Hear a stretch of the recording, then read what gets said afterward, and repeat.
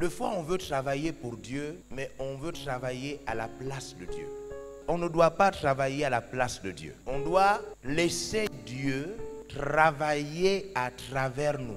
C'est la raison pour laquelle je veux vraiment revenir et insister et expliquer le besoin des choses surnaturelles. Si vous ratez le surnaturel, vous ratez la force d'un programme au-dessus de tout ce que vous voulez faire. Le pasteur Paul Yonggi Cho de la plus grande église du monde a dit ceci. Il a dit, si j'étais encore jeune, comme beaucoup de pasteurs et serviteurs de Dieu, il est déjà très âgé aujourd'hui.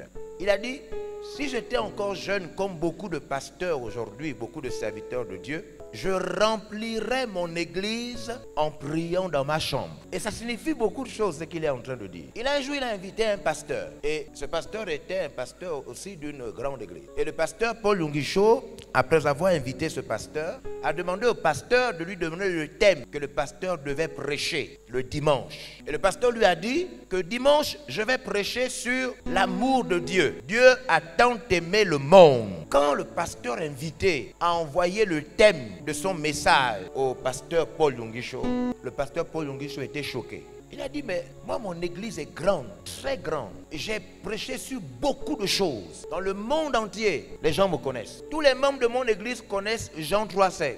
Donc, si le gars là vient prêcher sur Jean 3,16, les gens vont dire, mais le pasteur a appelé qui? Ça, c'est des petits messages des petites églises.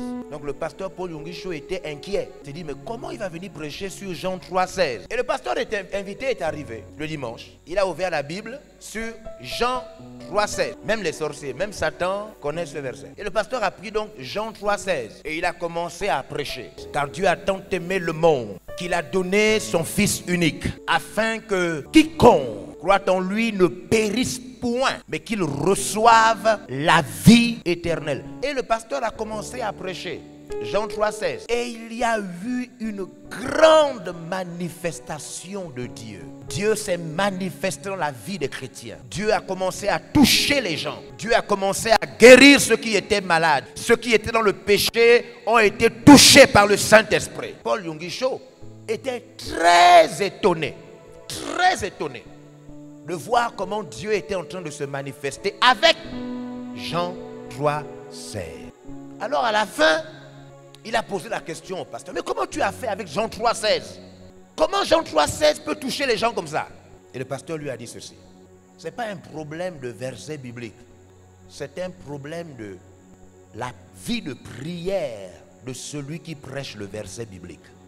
Si celui qui prêche le verset biblique prie, est au contact de Dieu, peu importe ce qu'il dit, Dieu va se manifester.